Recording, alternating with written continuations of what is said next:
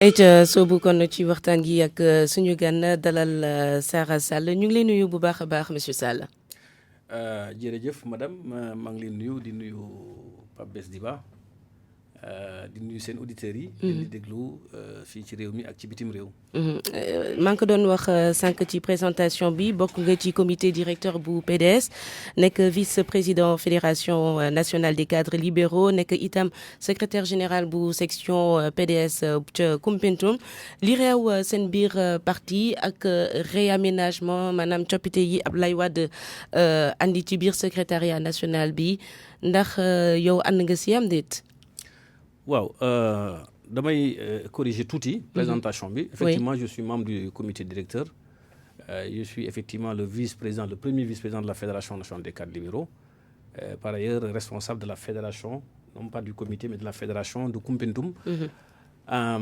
Et puis, je suis aussi membre de ce secrétariat national. Secrétariat. Je suis là-dedans. Poste bi ma affecté secrétaire national chargé de l'élevage moom laa doon gérer ca secrétariat bi génn. C'est-à-dire que je n'ai pas changé de poste si vous voulez, mais man ànduma ci bien que attribué na ma ci poste secrétaire national chargé de l'élevage moom laa doon occupé ci secrétaire bu màgget bi, mais ànduma ci parce que niñ ko taxawalee gis naa ne bi yoon ça risque de créer beaucoup de problèmes. C'est le cas déjà parce que man jàpp naa ne du Abdoulaye Wade moo ko def. dañ ko defloo ka defloo c'est Karim Meïssa Wade. Il faut le dire parce que man malheureusement je suis comme ça.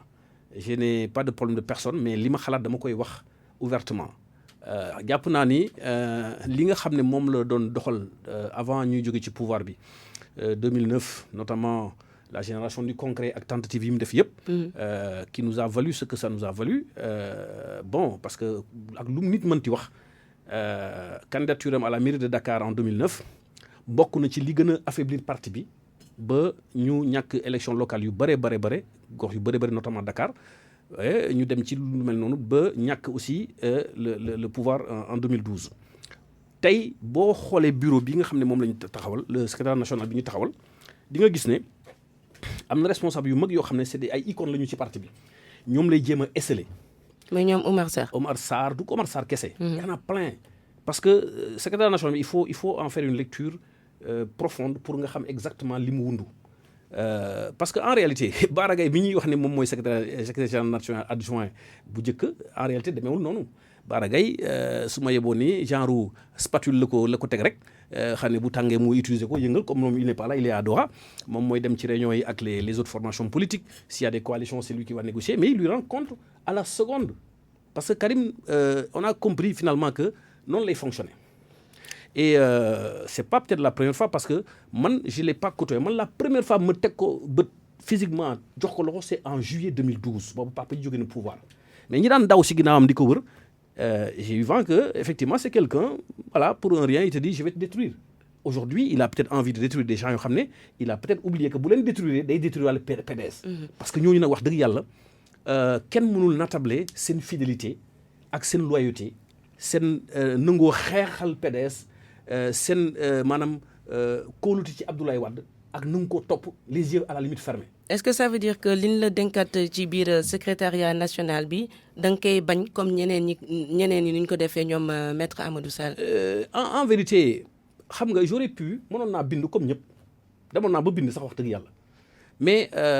je me dis il faut peut-être essayer de sortir des sentiers battus. C'est-à-dire qu'on n'a pas besoin de faire un truc comme ça pour wane ne d'accord ma parce que fi ma koy waxee nii su ma bindoon tam lettre bi du egg fii nga xam ne sama kàddu yi fa lay egg loolu laa gëm. Je suis convaincu que ku ma xam ci biir PDS xam ne man du ma mâcher samay wax li ma xalaat dama koy wax ak koo mënti doon dana la ko wax. et xalaat naa ne bii yoon Abdoulaye Wade dañ ko induire en erreur. contexte bi ñu nekk nii. waaw mais Sara Abdoulaye Wade depuis 74 bu ñu formé PDS ba léegi nii rek lay doxalee. digg ma fëyam yow yaa ma neex dama lay dugal fii dama lay génne ngeen nangul ko loolu lu tax tey ngeen bëgg a bañ la ngeen ko nanguloon. alors Pape Bess xam nga amalgame bi foofu la nekk xam nga ñi nga xam ne à la limite bëgguñu wax dëgg bi ñoom ñooy tenir discours boobu Abdoulaye Wade nii la daan doxalee ngeen nangul ko non c'est pas exact li am mooy Ablaye Wade ni mu doxale ni musu ko doxale noonu parce que tout est parti du fait que nee nañu Omar Sarr xam nga souvenez-vous Omar Sarr dafa toog ak Abdoulaye Wade waxtaan ci contexte politique de manière globale ak Amadou Sall probablement je n'en suis pas très sûr mu xamal leen ni juróom-ñaari at xeex nañ ko lañ doon wut jotuñu ci on n'a pas eu les résultats escomptés donc jot na ñu changer de fusil d'épaule discuter moom ci boppam si vous vous souvenez après les élections législatives de 2017 jot na wax ni dina imposer Macky Sall dialogue Abdoulaye Wade ku ko xam-xam ne c'est un partisan du dialogue il n'a jamais été contre une telle posture surtout que gis nañ ne Macky Sall n'est plus candidat à sa propre succession wala su ko doonee itam dootul moom ak PDS moom ak waa réew mi la alors sous ce rapport ñu ne nañ dem xool armes yi nga xam ne moom la utiliser changer carte électorale bi fexe primo-votants jotuñu seen carte jalgati le code électoral consensuel de 92 qui a permis quand même beaucoup d'alternance dans ce pays changer ko radicalement def loo xam ne moom la arrangé Karim Wade mi nga xam ne xeexal nañ ko juróom-ñaari at à la limite jël benn article 57 dëxañ ko ci biir code électoral bi wax ni si tu n'es pas électeur tu ne peux pas être éligible ak yeneen mbir yu bare article 116 ak yeneen yu mel noonu ñu ne donc jot na ñu dem waxtaane te ban koy defuñu ko les yeux fermés Abdoulaye Wade quoi qu'on dise ku ci nekk c'est une lapalissade que de dire que c'est pas un manchot en politique gis nañ ne Macky Sall wax na ne moo gagné élection yi mais ku ne xam na ne élection yi dañ ko jalgati demeewul jaarul yoon carte électorale bi ak mbir yu bare lañ changé d'ailleurs lui-même a été le premier à le dire ne élection yi ku ci dem kenn mënu ko gagné ku dul Macky Sall lan moo tax mooy anam yi ma cité léegi code électoral ba ak affaire yu bëri ñu ne donc jot na ñu jéem a waxtaan ak opposition bi le FDR le Front National de Résistance pour ñu xool naka la ñuy demee en posant naturellement des conditions yooyu bokk na ci ñu am une personnalité neutre consensuelle ku mel ni Famara Ibrahima Sagna le général Niang quand même Sénégal ku fi dëkk ku nekk xam na ni ci wàllu élection pour gis keneen ku leen gën a crédible dina jafe deuxième condition bi moo doon ñu fexe ba lépp lu ci génn ci waxtaan woowu ñu mën ko appliquer à la lettre tel que Abdou Diouf l'avait promis en 92 soo leen waxtaanee du ma ci changer virgule beneen bi condition bi mooy ñu fexe naturellement Karim Wade mu recouvrer ses droits civiques et politiques d'accord ak Khalifa Sall génn ci kaso bi yooyu lañ doon waxtaanee ci biir opposition bi il y a une première réunion le mardi il me semble mardi bi ñu demee Amar Sarr en est sorti ñëw rendre compte Abdoulaye Wade mu ne ko c'est très bien il faut poursuivre les rencontres parce que jeudi ba ca topp dañu waroon gisee ak opposition bi encore une fois pour parler maintenant cette fois-ci des termes de référence mais laata loolu ci diggante bi mercredi bi ci guddi la note daanu Omar Sarr ak ñeneen responsable yu bëri ci ay rajo ak ci presse bi la ñu ko déggee alors xam nga nag dafa am loo xam ne. donc le fait que mu participer ci dialogue politique bi moom moo ko. non je veux dire aujourd'hui c'est si vous voulez le prétexte boobu la ñuy utiliser ñoom. pour wax ni dès l'instant que contesté na kaddu secrétaire général mais contestation boobu noonu jeunesse bi fi mu tàmbalee ak li ko Ablaye Wade sas. ak lam ci dox mu ñëw di ko rendre compte régulièrement ba ñu toll ci guddiwu mercredi boobu ba note boobu di daanu alors loolu ñu bëri dañ koy occulter et de manière consciente pour en fait brouiller carte yi. mais sànq xam naa Pabès lu mu la bëggoon laaj mooy on sentait les prémices de cette crise am na ñoo xamante ne bëgguñu ko woowee crise venir bi mu leen di imposer déjà le choix de Karim Wade pour élection bii weesu mais kenn déggul leen lu tax loolu. J'ai pas compris la question. ma ne bi leen di Abdoulaye Wade di imposer le choix de Karim Wade pour l'élection passée. Abdoulaye Wade musul imposer le choix de Karim Wade. Je dois le dire man au sein de la Fédération nationale des cadres libéraux déjà avant que Babacar Gueye di ko théoriser on a évoqué la question wax nañ ni contexte politique bi ñu nekk nii situation politique bi Karim Wade nekk c'est le meilleur candidat possible ne serait-ce que par stratégie politique pour davantage créer des problèmes au pouvoir.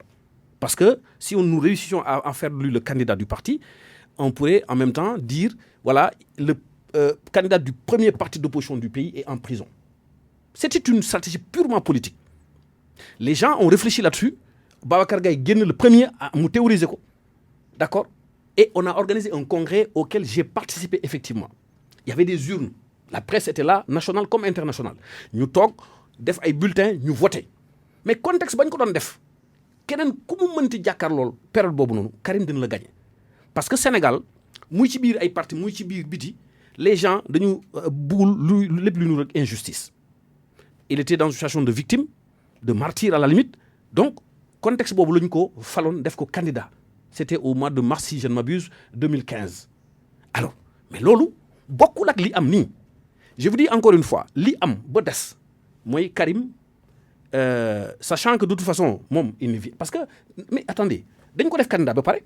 combien de fois il a dit aux gens je vais venir ñaata yoon je vais venir man amul plateau bu dul plateau jinne bu ma demul ci Sénégal bi d'accord di ko défendre di kii yàlla na ko yàlla yërëm Sen TV ba ma fay dem ak le doyen Momar Seni Ndiaye quand il me disait que c'est un candidat fantôme mag la mais à la limite ñàkk naa ko kersa maa ngi koy jégalu di ko ñaanal yàlla yërëm ko xare ko àjjana alors ak feneen ak sama yeneen morom dem nañu ba finalement on est obligé parfois de changer le trottoir bu ñu tas ak nit ñi alors mais le problème c'est pas ce niveau problème bi du mu ñàkk a ñëw il a peut-être ses raisons mais au moins qu'il ait mu am respect bu day ni mu wax nit ñi lii moo tax ñëw ma waaye gis naa ne xeexal ngeen ma jërë ngeen jëf mais defu ko il l'a pas fait jusqu'au moment où je vous parle amul kenn ku la mën a wax ni il choisit les gens à qui il parle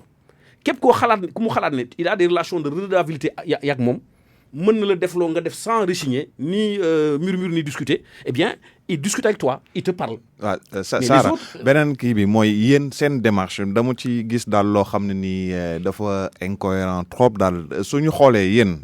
Abdoulaye Wade dafa prôné boycott élection yi weesu. ngeen ànd ci ak moom parce que da ngeen décrier conditions yi processus électoral bi tey jile ngeen ne local yi dafa war a am. ci même condition yooyu nga xam ne ni moom moo prévaloir woon avant élection présidentielle yi mais démarche boobu ngeen ànd ci woon ak moom d'accord ak moom ci boycott bi mais Pape Bess il faut bien regarder à l'issue des élections législatives bi ñu jeexee y a eu un livre blanc dans lequel livre blanc ñu ni PDS dootul nangu bokk ci élection boo xam ne Macky Sall ak Aly Ngouille Ndiaye dañ koy organiser ci anam yi muy organiser yi élection législative mais élection bu ci topp itam duñ ko boycotter mais dañ koy imposer d'accord mu bañ a am élection boobu parce que xalaat nañ ne bu ci amee ci anam yi mu organiser élection législative kenn du ko mën a gagner et on est resté logique dans cette position là maintenant bi ñu demee ba mu des une semaine yaa ngi fàttaliku Abdoulaye Wade quand même en dernier ressort def na benn communiqué pour dire ku mënul def comme moom puisque bëggul participer ci mascarade wala complice u mascarade boo xam ne moom la Macky Sall nar a organiser eh bien na nga votel Sonko wala Idrissa Seck mais tout sauf Macky et Madické ça tout le monde s'en souvient la note est encore là et c'est une note écrite c'est-à-dire que c'est pas un truc verbal alors dans cette situation là ku mel ni Babacar Gaye ak ñeneen déjà avant muy wax loolu ils avaient décidé que ñoom mënuñu contexte bi nii bàyyi noonu comme ça parce que si on le fait eh bien Macky Sall lay arrangé ñu bëri joxe nañu mot d'ordre pour demander à ce qu'on vote au moins pour l'opposition entre ces deux là Sonko ou Idrissa Seck ensuite maintenant justement dialogue bi li tax ñu encourager nit ñi dem discuter puisque malgré tous ces efforts-là, d'accord, eh bien, il a réussi à truquer, à se maintenir au pouvoir. Il y a des scandales qui pointent. La situation économique du pays, politique, avec contexte là. Il est dans une position telle que nous, si nous sommes on risque de rater le coche. Nous faisons, il est obligé à ce moment. Il est dans une situation telle que du mën a bañ condition yu bëri mais boo gisee lu ñu ko wax mën nangu ko c'est parce que il est contraint il est dans une situation où ça l'arrange pas souvenez-vous le 1er mai quand il a reçu les syndicats à la limite dafa xuloo ak ñoom lu ñu wax mu ne je peux pas alors que yooyu mu doon wax ñun waxoon nañu ko des années avant la dette intérieure le service de la dette qui a atteint 864 milliards la masse salariale qui est devenue le premier poste budgétaire du Sénégal ak yeneen mbir il reconnaissait finalement la réalité alors attendez je termine loolu nag xam na xel ni que si les syndicalistes et les politiques faisaient jonction face à son gouvernement, eh bien, il risque d'avoir des braises eh bien, pour le restant de son mandat. waaw léegi tey ak ni ngeen bañee ni réaménagement bu Abdoulaye Wade def ci secrétariat bi léegi lan mooy nekk ba gars yi ñu ngi wax ni Oumar Sarr ak yéen ñi jege ko da ngeen am agenda. ci biir PDS on n'a aucun agenda. Non, mais est-ce que vous restez avec Yen Anno-Lenchi? Est-ce que vous restez militant du PDS? Mais c'est évident. C'est évident, le secrétaire national, c'est une structure dans le parti, structure boo xam ne am na ñoo xam ne ñoo ma jiitu PDS man ëpp ma leen mérite te bokkuñ ci woon bu njëkk ba bokkuñ ci biir itam pourtant ñi ngi ci biir au nom de quoi ñu ngi génn ci parti bi en fait ñi nga xam ne ñoo concocté lii Karim Wade ak ay ñooñam li ñu bëgg mooy ñu génn faciliter leen tâche bi su ko defee après moom il vient il prend le parti il en fait ce qu'il veut duñ ko def duñu mës a génn ci parti bi. ci seenu coobare génn comme ça en démission non au nom de quoi duñ ko def. waaw fii la ñuy toog moom meelu papaam la nag. oui moomeelu papam la vous savez Abdoulaye Wade a soutenu il y a pas longtemps soo fàttalikoo bu ñuy wax ci patrimoine en 30 secondes. oui patrimoine bi kër gi nekk Point E wax nañ ne Karim la ko jox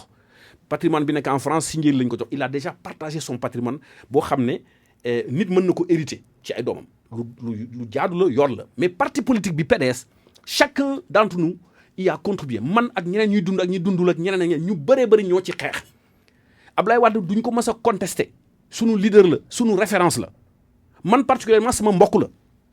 je ne l'ai dit qu'après sa chute parce que bu ma ko waxoon ci jamono ñu on me prendrait peut-être pour un opportuniste mais terewul man Sara Sall je suis foncièrement contre l'injustice et je considère que Omar Sarr qui s'est battu de 96 souvenez-vous il est maire de Dagana il était dans la même commune s'il vous plaît je termine ça c'est important que Habib Thiam qui était tout puissant premier ministre du régime socialiste lu ne def nañ ko pour mu rejoindre leen mu lànk bi ñuy def le congrès au CICES en 2012 bi mu koy dënk parti bi c'était pas évident ñun suñu conviction mooy ñu bëree bu doon ñoom la te parti bi ay lambo moo ci des il s'est battu on l'a vu traverser le fleuve Sénégal fii guddi génne nañ ko këram 4 heures du matin dóor nañ ko assemblée dóor nañ ko ci fii chaque événement marche il est dans le panier à salade de la police. Sall dinañ eggali waxtaan bi ci kanam tuuti boo demee ba fu toll nii tey nga toog Doha ne da nga koy seppi imaginez-vous à la limite il aurait pu le mettre quelque part mais il l'a jeté comme un malpropre. et ça nous ne l'accepterons pas. jërëjëf Sara Sall moo nekkoon ganuk RFM matin.